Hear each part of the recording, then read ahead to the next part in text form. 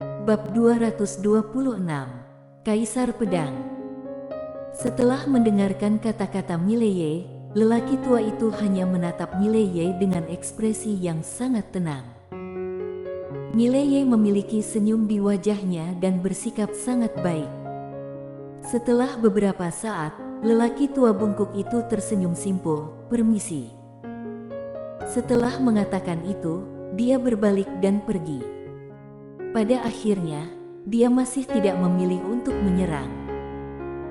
Akademi Changmu melawan Mileye, dia juga mendengarnya di benua Dewa Dataran Tengah, dan lembaga umum Akademi Changmu jauh lebih kuat dari sektenya. Namun, Akademi Changmu Kingsu dihancurkan, sementara Mileye masih ada di sana. Ini telah menjelaskan banyak masalah. Ketika dia masuk ke alam Archon, dia tahu betul bahwa seringkali beberapa orang tidak dapat diprovokasi, dan jika dia memprovokasi, dia tidak hanya akan merugikan dirinya sendiri, tetapi juga sektenya. Namun, dia tidak pergi. Sebaliknya, dia menunggu dan menonton secara diam-diam. Jelas dia masih tidak mau menyerah. Pada saat ini, setelah melihat tetua Tuoba juga mundur, tidak ada yang berani berdiri dari ratusan orang di lapangan. Tidak ada yang ingin menjadi orang pertama yang maju.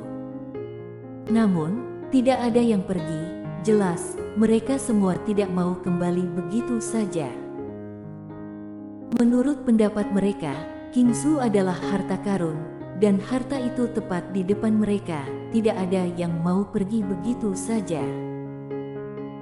Dan Mileye jelas tahu ini, jadi dia tidak membuat marah semua orang, karena jika mereka semua maju bersama, dia pasti tidak akan bisa mengalahkan mereka.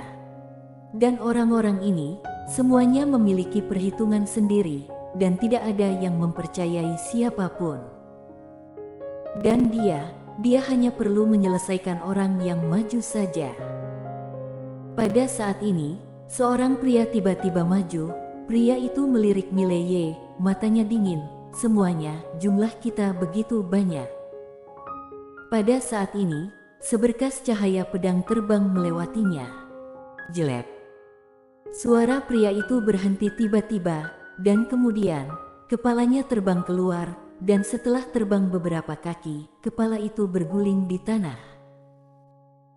Melihat adegan ini, beberapa orang di lapangan tidak bisa menahan diri untuk mundur sedikit, dan ketika mereka melihat Mileye lagi, mata mereka penuh ketakutan.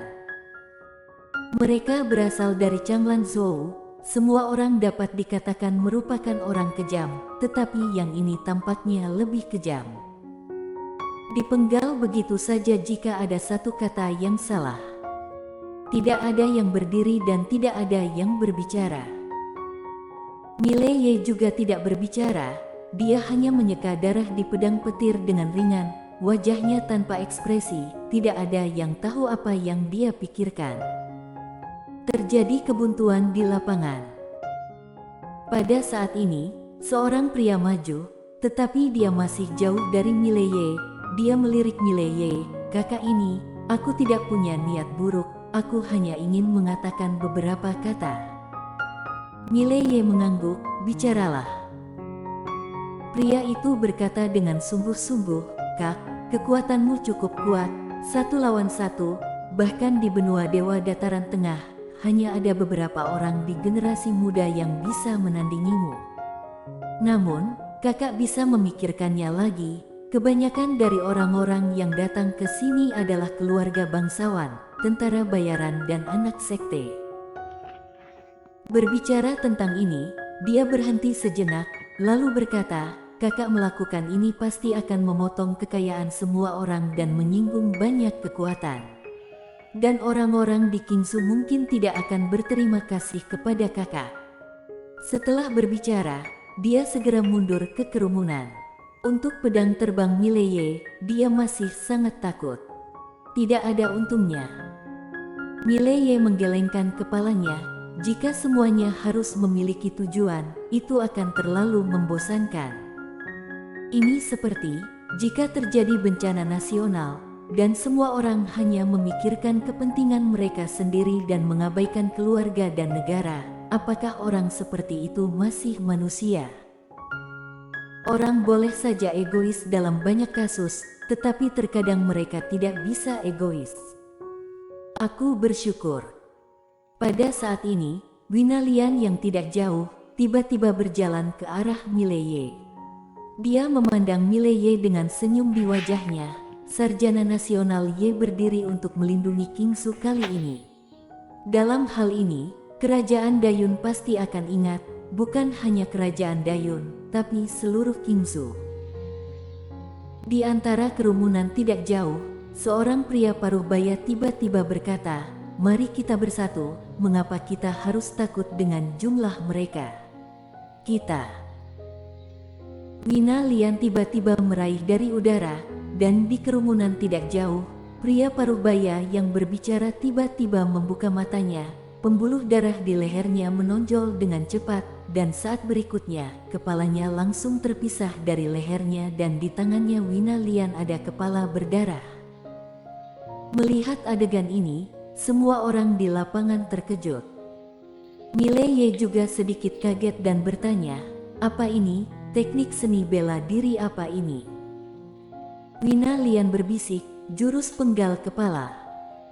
Berbicara tentang ini, dia memandang Mileye, "Mau belajar? Sangat menyenangkan untuk memenggal kepala." Mileye. Pada saat ini, tiba-tiba ada suara di kerumunan tidak jauh, "Semuanya, jika kita tidak bergabung lagi, kita akan dikalahkan oleh mereka satu persatu. Mari kita bergabung bersama." Saat suara terdengar, selusin dari mereka bergegas keluar dari kerumunan dan langsung menuju Mileye dan Winalian. Melihat seseorang berani menembak, beberapa yang lain juga ingin menembak, dan pada saat ini, 7 pedang terbang tiba-tiba terbang keluar dari kotak pedang Mileye satu persatu. Cici-cici. Di lapangan, di antara selusin orang yang baru saja bergegas keluar, 7 orang langsung dipenggal oleh pisau terbang, sementara orang-orang lainnya berhenti dengan cepat, mereka tampak ngeri. Tetapi pada saat ini, orang-orang di sekitar sudah siap untuk bergerak. Meskipun Mileye sangat kuat, jumlah mereka banyak. Pada saat ini, Mileye berjalan menuju kelompok orang dengan pedang di tangan. Siapa lagi yang akan menembak? Siapa yang akan mengambil tindakan? Tidak ada yang berani mengambil tindakan. Jangan marah. Pada saat ini, seorang lelaki tua berbaju hitam tiba-tiba muncul tidak jauh di depan Mileye. Mileye tahu, itu adalah lelaki tua berpakaian hitam yang mengikuti ladiaan saat itu, tetapi lelaki tua berpakaian hitam ini bukan orang keluargaan. Pria tua berpakaian hitam itu menatap Mileye, "Mileye, yang lain takut padamu, tapi keluarga situ tidak menganggapmu serius. Karena tidak ada yang maju duluan, biarkan keluarga situ yang maju." Setelah dia selesai berbicara, dia berbalik untuk melihat ratusan orang di belakangnya. "Semua orang, Mileye ini dan yang lainnya akan ditangani oleh keluarga situ kami. Kalian bisa pergi ke Kingsu. Tentu saja, ada persyaratan kecil. Setelah memasuki Kingsu, tolong jaga kerajaan Jiang dan Akademi Changlan dengan baik." Tidak ada yang menanggapi lelaki tua itu, karena sekarang mereka jelas tidak percaya pada lelaki tua berbaju hitam itu. Pria tua berbaju hitam jelas mengetahui hal ini, dan dengan lambaian tangan kanannya, 10 pria tua tiba-tiba muncul di belakangnya. 10 alam ribuan semesta. Lelaki tua berbaju hitam itu menatap Mileye dengan dingin. "Mileye, bukankah ada dewa pedang di belakangmu?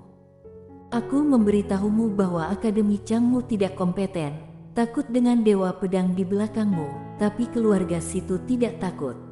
Aku." Pada saat ini, Mileye tiba-tiba berkata dengan marah, "Aku tidak takut padamu." Saat suara terdengar, dia melompat dan menebas ke arah lelaki tua berbaju hitam itu dengan pedang. Mileye tidak diragukan lagi sangat kesal saat ini. Dia sekarang mengerti mengapa wanita misterius itu sangat marah. Jangan katakan bahwa wanita misterius itu marah, bahkan dia, jika seseorang datang mengganggunya setiap beberapa menit, dia juga akan marah. Masalahnya, wanita misterius akan menghancurkan dunia saat dia marah. Dia benar-benar ingin menghancurkan dunia dan memiliki kemampuan untuk menghancurkan dunia. Bukan itu intinya. Intinya setiap kali wanita misterius menembak, menara penjara alam di dalam dirinya akan menjadi semakin tidak stabil, dan dia tidak ingin dibunuh oleh menara itu. Melihat Mileye bergerak, lelaki tua berpakaian hitam itu mendengus dingin, mengangkat tangannya dan melambai. Kekuatan yang kuat terombang-ambing seperti sungai besar dan ombak. Bang! Kekuatan yang kuat ini secara paksa mengguncang Mileye 10 kaki. Pria tua berbaju hitam itu tidak terus menembak, tetapi menoleh dan melirik ratusan orang. Semuanya, Mileye ini akan memblokir uang kalian. Apakah kalian tidak punya ide lain? Di lapangan, orang-orang itu saling memandang dengan cemas, dan ketakutan di mata banyak orang secara bertahap menghilang, digantikan oleh niat pembunuhan. Pada saat ini, seorang pria berbaju hitam tiba-tiba berdiri. Dia memandang Mileye dan berkata dengan kejam, "Semuanya, kita berjumlah ratusan orang diblokir oleh Mileye ini. Bukankah kita akan menjadi bahan tertawaan seluruh dunia Qincang?" Bahan tertawaan. Orang-orang di lapangan itu tampak semakin muram. Kebanyakan dari mereka memiliki gengsi tinggi. Jika Mileye benar-benar diblokir di sini, tidak ada keraguan bahwa mereka tidak akan memiliki muka untuk kembali ke benua Dewa Dataran Tengah. Pada saat ini, pria berbaju hitam berkata lagi, "Semuanya, mengapa kalian tidak bergabung untuk menyingkirkan Mileye ini terlebih dahulu dan berbagi seluruh kekayaan Qingsu? Bagikan kekayaan Qingsu." Mendengar kalimat ini, semua orang di lapangan tampaknya disuntik doping dan darah langsung mendidih.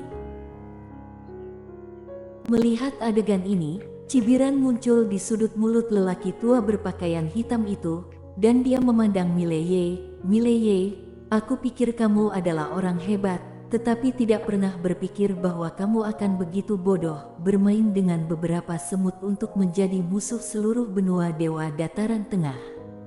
Kamu sangat bodoh." Omong-omong, dia berjalan tidak jauh di depan Mileye. Cibirannya berubah menjadi seringai. "Mileye, tahukah kamu mengapa pelindung dunia keluar dari Qingsu? Karena benua Dewa Dataran Tengah, keluarga sekte dan pelindung dunia siap mengorbankan Qingsu dan Changlan Zhou untuk meredakan konflik internal benua Dewa Dataran Tengah. Tapi kamu, atas kekuatan kamu sendiri, berusaha melindungi Qingsu. Kamu bodoh atau tidak?" "Bodoh." Mileye sedikit bingung. Memang, jika dia tidak peduli tentang apapun, dia pasti memiliki kekuatan untuk melindungi dirinya sendiri. Dia bisa pergi ke benua Dewa Dataran Tengah untuk mencari adiknya, dan kemudian berlatih keras. Masa depannya sangat cerah. Tapi bagaimana dengan Akademi Changlan? Bagaimana dengan Kerajaan Jiang? Bagaimana dengan Kerajaan Ning? Jika bukan karena penyelamatan Tetua Ji, adiknya Lin Siye pasti sudah lama mati. Jika Tetua Ji tidak menyelamatkan nyawanya di ibu kota kerajaan, dia dan Benet Mo pasti sudah mati.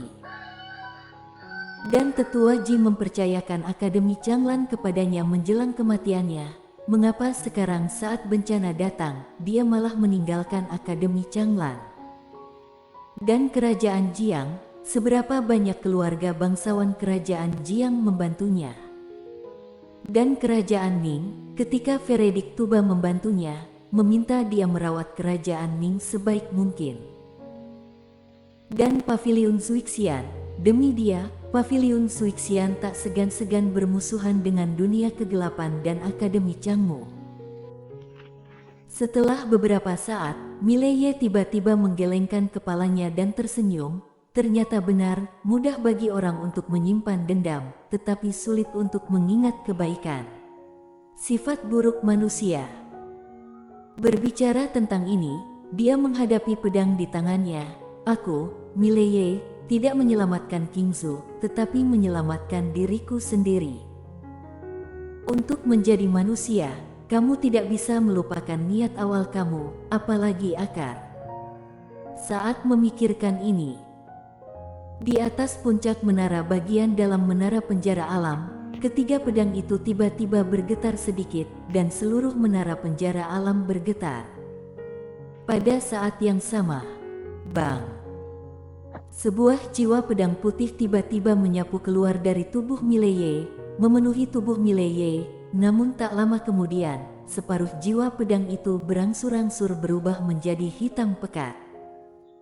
Melihat adegan ini, pria tua berpakaian hitam di depan Mileye tercengang.